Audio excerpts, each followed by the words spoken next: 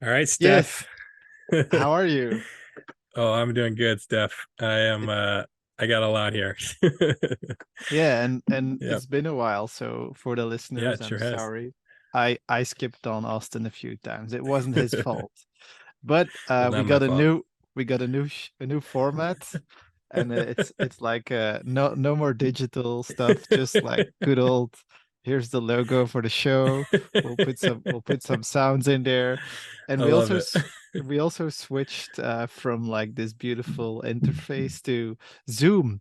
And Zoom Uh-huh. free account gives us about 40 minutes to talk. So you better get going, mate. All right, we got a lot to cover here. Just to kind of, if anybody's watching this that hasn't watched our show before, we basically debunk a bunch of branding, marketing, and advertising myths that are out there. This one is going to be a little bit different. It's not going to be as direct, but we're going to cover the topic of design thinking. And I know that Steph, you have some experience with design thinking. I have very limited experience, but I've been researching this topic for about 3 years now. Eventually, hoping to try to make a case against it. After seeing some red flags that kind of made me skeptical, and I have been able to do that. I have done a lot of thorough research to try and see if there's an argument against this method um, for product design and other things. But I know in our industry, there's a lot of brand designers that also use it. But first, what's your experience with design thinking, Steph? I read some books on it. Obviously, I was quite fascinated by it. Some interesting like things like the lean startup, which isn't exactly like design thinking. And then obviously doing lots of workshops myself, I was always interested in this idea of design Mm-hmm. thinking. I don't know if I actually like am an expert on the theory behind it and what it really means, but I've Right. dabbled in it and read about it and played around with it for sure. Yeah. Well, the title of this talk is a little homage to our friend Natasha Jin at Pentagram. She's a designer who gave a talk on design thinking. Ooh. This is going to go much deeper than that, but yes, design thinking is bullshit and overrated and oversimplified and overblown and overkill and a boondoggle, which is another great article by a historian named Lee Vinsel, and an enemy of distinctiveness, which is kind of Wow. stolen from Adam Ferrier, which kind of uses the case against it from a differentiation standpoint. So here's what we're going to cover, Steph. We got a lot to cover here. Who knows how many parts we're going to have when we're limited on time. But what is design thinking? We're going to start with that. I'm going to make a case against design thinking. We're going to talk about why it's so popular despite a severe lack of any evidence of its effectiveness. We're going to talk about the dangers of design thinking for brand identity design and why I believe that that might be the worst possible application of this process. And then finally, I'm going to deliver my oversimplified alternative hexagons for success. Wow. I hope we can get Yeah, through part one today. yeah, I know. Okay, so before we start talking about what design thinking is, let's talk about the origins of design thinking. And there's a very interesting story here. So in the 1960s, there were two design theorists, Wes Churchman and Christopher Alexander, who were starting to think about design and how we can tackle complicated problems through design. And they started to think, well, maybe there's a universal method that all designers have always used. And if we can kind of create this formulaic equation to get to the answer whenever we're designing a product, then we can have this really great template that we can give people to follow really exactly and come up with great design. And this could even venture outside of design specifically in other areas as well of business. And they wrote books on it, they wrote essays on it, they hosted a conference where they got design theorists together and tried to figure out if we could do this. And then during a seminar, this man named Horst Riddle walks in and he gives a talk on this whole notion of a universal approach to design. And he makes a very compelling case that there is no universal approach to design. In fact, his case is so compelling, he convinces Wes Churchman and Christopher Alexander to come on his side. Christopher Alexander is even quoted saying, forget it all. He might have used different language, I'm not sure, but all of the work that he had done up to this point to try to solidify this like really universal process for design, he gave up on, took Horst Riddle's side. And just a little side note, Horst Riddle is the one who came up with the idea of wicked problems. If you've ever heard of this concept, wicked versus kind problems. Wicked problems don't have a true false solution. They're really complex, whereas kind problems are a little simpler.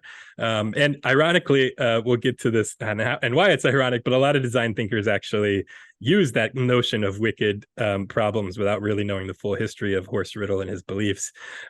So there's this really interesting debate in the beginning of the 1960s. It's really shut down almost entirely by Horst Riddle. And then after Horst Riddle, these other guys follow suit. The conversation's kind of bouncing around a little bit, but it's pretty much settled until 1987, when a man named Peter Rowe decides to actually study, is there a universal method? Is, at this point, Wes Churchman, Christopher Alexander, and Horst Riddle, are they all right? And so he decides to interview a bunch of designers and to see if he can come up with a universal approach to design. And it turns out he's not able to find a universal approach to design. And the funny part about this is, in his study, he is the first one to use the term design thinking. And that's where we're kind of at this point. How does he use this term? Well, his case study is actually called design thinking, but his conclusion of this study is, and I quote, "There is no design thinking." Okay. So the first time design thinking is used, he's saying it doesn't exist, which is really fascinating. The words exist now. The words exist now, right? So here comes IDEO. And IDEO is before it's called IDEO, it's a design firm started by Kevin Kelly and Dean Hovey. The kind of origin story of IDEO is that at one point they are randomly introduced to Steve Jobs while Steve Jobs is trying to kind of revolutionize computers. They are tapped to design the Apple mouse, the first mouse that Apple will use. And the legend is that it's a successful design project, and they're the ones behind this Apple mouse. We're going to go into further debunking that entire origin story. But after this, they start to get a lot of internet startups coming to them. This is the early 90s, mid 90s, late 90s. Before you know it, almost all of their clients are internet startups. And the bubble, as you know, the internet bubble, the .com bubble is growing and growing and growing. IDEO is seeing massive success, and then it pops. And all of a sudden, IDEO's revenues start going downhill fast. All of these internet startups, the bubble pops, right? So people aren't as interested in internet startups for a while, right? And so David Kelly has this epiphany, as he calls it, where what if we, instead of selling ourselves as a design firm who can design products, what if we still design products, but we really sell our methodology for design, and we can come up with this universal methodology for this is how design is done, and this is how it can be applied. Ironically, Kevin Kelly is completely unaware, by all accounts, of Wes Churchman, Christopher Alexander, and Horst Riddle, and totally independent of them, he calls this new methodology design thinking. Okay. And so just really interesting story.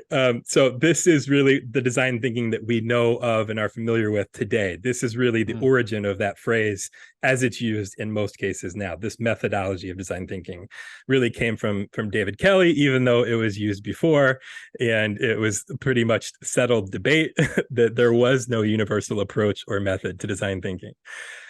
Okay, so that's the origin story. Interesting so far, huh? Very interesting. I'm curious to the further evolutions and your beef with it. All right. So first of all, let's define what is design thinking. So design thinking, this is kind of my definition, is a human-centered approach to design that attempts to prescribe a method for thinking as designers allegedly always have, even if you're not a designer, right? So it's really this It's a prescription that very unbiased definition, I must say. thank you, thank you. It's this prescription that you don't have to be a designer, you can still think like a designer. And we know this because designers have always thought this particular way. Of course, designers have not always thought one particular way.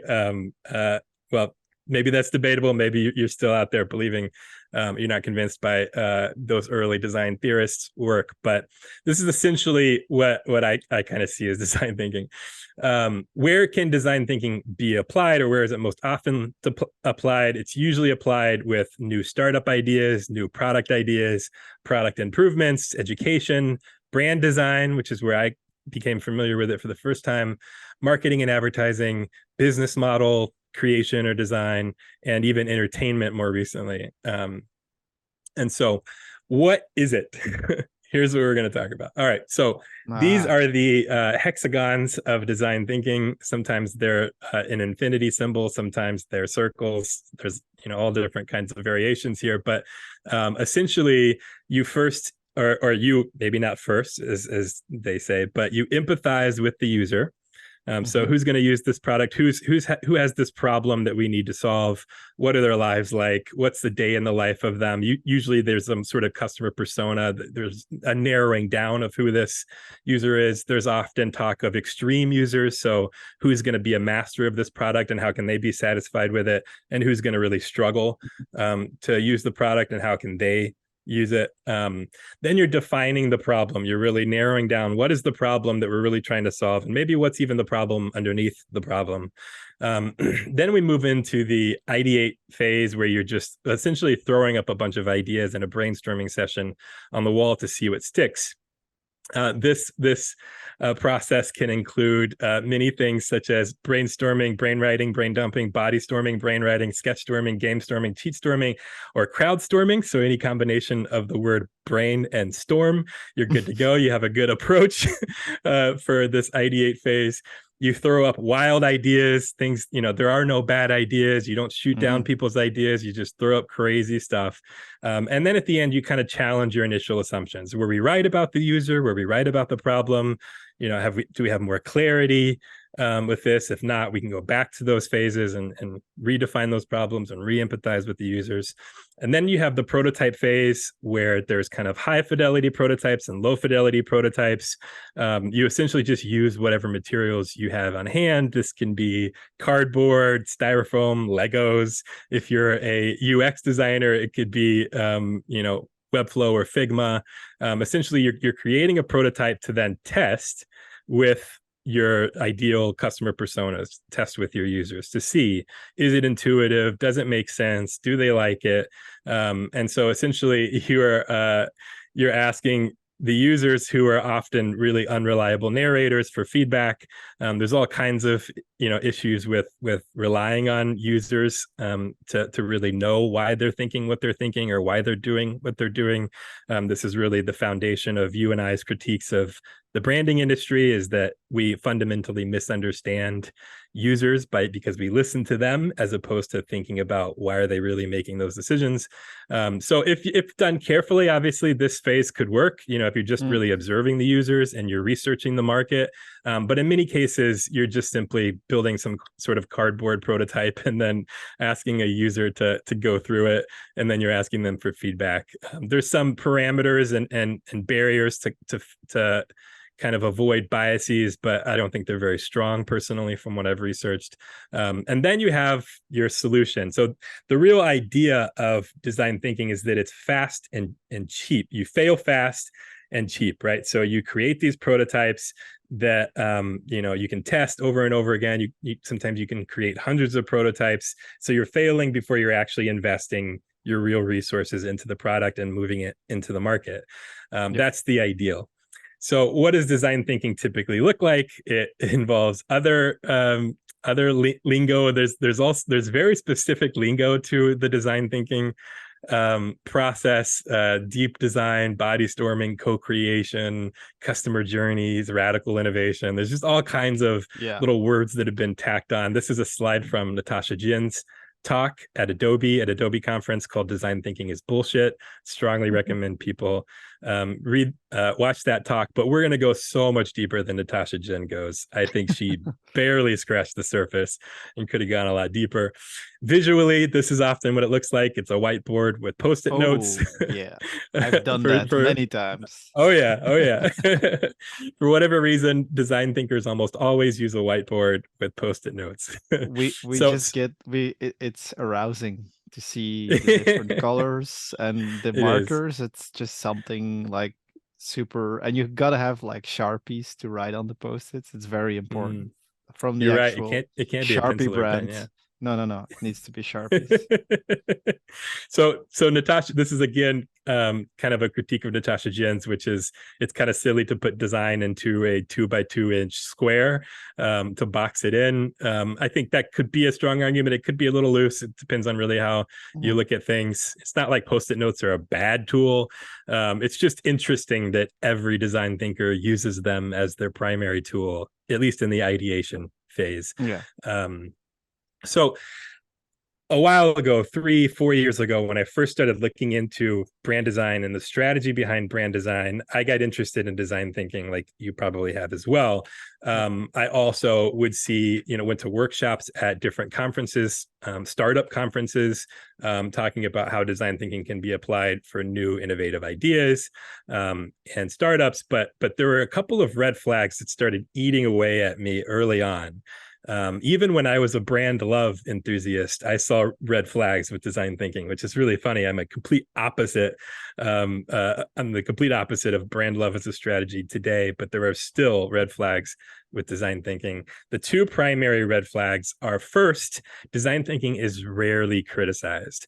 I Mm. cannot tell you how hard it is, if you're just doing a Google search, which is really the best I have at this point, to find critiques of design thinking. It's nearly impossible. Mm. It's fascinating to me how few people are critiquing it and how difficult it is to see those critiques. And part of that could just be Google's terrible algorithm, where you could say design thinking, you could search for design thinking is a myth. And then what you're going to get is myths that people believe about design thinking that aren't Yeah. true. You're not going to get design thinking in itself is a myth, right? You're not Mm. going to find results like that. So you really have to like scour the internet. And I went into some deep holes. I actually ended up finding The dark web the dark web. where I design ended up thinking actually is. I ended up actually finding some like early memos of IDEO staff in regards to the Apple mouse, which tells a different story than IDEO tells about how that mouse was created. But I had to find, I think it was some like dark hole of Stanford's website with like really bad typography, bright neon green with like gradient shadows, and it was like clearly from the 1990s. It's very difficult to find criticisms of design thinking. Luckily, So we have there Detective Austin on the job. exactly. So there are some notable critics of design thinking. I've already mentioned Natasha Jin. She's a designer at Pentagram, so a designer at one of the most successful design firms really of all time. And her main critique is that design is messy. It involves people critiquing each other's design constantly. It can't be boxed into a formula. That's kind of generally her critique. There's a lot more specifics there, but Lee Vinsel is kind of the first person that I found in a roundabout way who is questioning design thinking, and then realized that really he's been questioning innovation, which that's going to be the first critique we're going to have with design thinking, is innovation as a successful business strategy. But he's a historian who has studied technological advances over time. And he's found that as we talk more about innovation, we're actually less innovative. So innovation has actually been on a pretty sharp decline since the 1970s, according to most historians. And yet talk of innovation is at an all-time high. And he has a great article called Design Thinking is a Boondoggle, where he kind of tackles design thinking from that component. And then we have Adam Ferrier. He's a marketer. He's actually a differentiation marketer, from what I can tell, at least. And his critique of design thinking is that if every advertiser or marketer is using design thinking and they're trying to get into the emotional and physical needs of users and trying to get underneath that, users have the same emotional and physical needs for every brand within a category. And so every one of these marketing firms are going to come up with the same solutions, because the needs are the same for users. And in that way, you end up you find it very difficult to kind of diverge from really what users are really wanting. So he has an example of Twitter. Nobody really wants Twitter to be confined to however many characters, and yet because it's so different in that way, it's become successful. So that's his critique of design thinking. So I will be critiquing design thinking as a tool for business success in the following contexts. So new product design. So coming up with, if you're an established company, some new product that you want to release into the market, branding and advertising. So using design thinking to either design a brand or to think about a brand's purpose or a brand's positioning, and then to use design thinking to advertise to users by empathizing with their needs. We're going to critique that as an approach. And then we're also going to start I'm also going to critique design thinking for starting a new business. So you see design thinking used a lot in startup accelerators, where essentially you can come up with this great new startup idea. And if you use design thinking, then you could come up with an innovative idea that no one else is using yet. And I'm going to also debunk that whole idea that there's a much better approach, which is essentially a much more boring approach, but a more effective approach to starting a new business. And my second critique, or the second red flag that really popped up for me with design thinking, is that design thinking has rarely been researched at all, and even more rarely researched for effectiveness. So there is some research into design thinking, but almost all of it is, and very little research, I might add, but almost all of it is, how can we improve design thinking? What are different aspects of design thinking that aren't quite hitting the mark? Very few people are actually researching, is design thinking effective? Does it actually work? We're actually going to look at a study from the Hasso-Plattner Institute later on, which is actually the institute behind Stanford's D School. IDEO and the essentially founded the Hasso-Plattner Institute, and the Hasso-Plattner Institute started Stanford's D School. And Stanford's D School is really, I would say, credited as bringing design thinking into the mainstream after IDEO started that task. They have actually researched the effectiveness of design thinking, and they have concluded that there is a major flaw in design thinking as a method, which we will get into later. There's actually a couple different flaws. Of course, their conclusion wasn't scrap design thinking. It was, how can we use this to make design thinking better? But I think it's a pretty compelling case to scrap design thinking in many cases. Now, I will say design thinking can work in some places, in some contexts. I think the vague ideas behind design thinking, I don't necessarily have anything against those vague ideas, but I think that especially 5-day design sprint workshops are a pretty terrible way to innovate, and to even marginally or incrementally improve products. We're going to get into all of that, but that my second red flag, that design thinking has rarely been researched, is quite interesting, because in other words, what does this mean? Design thinking has rarely been tested, which is a key component of design thinking. In reality, and even the Hasso-Plattner Institute in their study pointed this out, that if we're going to be design thinkers, we have to dialogue between design thinking and empirical research, and that was really their biggest case there after the study was completed, that we must continue to test design thinking. That study was done in 2011. It hasn't really happened since. Again, very few people are actually testing design thinking. So let's get into my case against design thinking. It is twofold. The first case is that innovation is an overrated business strategy. So I don't believe innovation is necessary for business success. I don't believe innovation, or at least a mind towards innovation, gives you an edge over other competitors.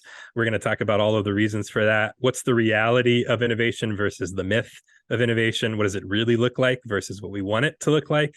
And then the second case is that design thinking is a poor tool for innovation. So even if we like the goal of innovation, or the goal of innovation has been proven to be a worthwhile goal, design thinking has a lot of inherent flaws that keep it from achieving innovation as a goal.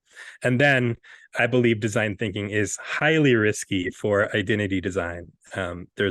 We're going to get into that. Essentially, if the Ehrenberg Bass Institute is correct that meaningless distinctiveness is key to design thinking, or to brand identity design and brand growth, then design thinking is just about the furthest thing that you'd want to use to come up with a meaningless distinctive brand. So let's start with innovation is an overrated business strategy. We're not going to be able to get through all of this because of our time limit, but we're going to get as far as we can. You have 8 minutes, Austin. I know. I see Go. that. I see that. Go. This might be a 6-parter. We literally got a notification now saying you have 8 minutes left. So go. Well, let me go then, Steph. Come on, stop talking. Here we go. Sorry. Okay, so the idea that innovation is the key to business success could be traced back largely to one book. And even you mentioned Lean Startup. Lean Startup is very heavily rooted in The Innovator's Dilemma by Clayton Christensen. So what is the case in The Innovator's Dilemma? The case in The Innovator's Dilemma, this is where you start hearing the term disruptive innovation or disruption. It started really with Clayton Christensen's book, The Innovator's Dilemma. His case is that small, scrappy, innovative brands that are doing things in a different way or creating new products that haven't existed really in the market always disrupt big, entrenched, established businesses. It doesn't mean that if you're a big, entrenched, established business, you're screwed. It just means you have to be more agile, which is a word often used, in order to keep up with these small, scrappy startups that can just move all around because they're small. They can do whatever they want. They can bounce back and forth. They're nimble. They're agile, right? And so if you're an entrenched business or a brand, you really need to always be on the lookout for disruptors. And if you have a new idea, you have the recipe for disruption. Really, the core of this is very much a fear-based theory. It's certainly if you don't do this, then you are going to be screwed. It's very much rooted in fear. And Clayton Christensen has been very successful pushing this whole idea of disruptive innovation. But like most popular business books, Christensen's theory has not been able to predict the future. This is extremely important.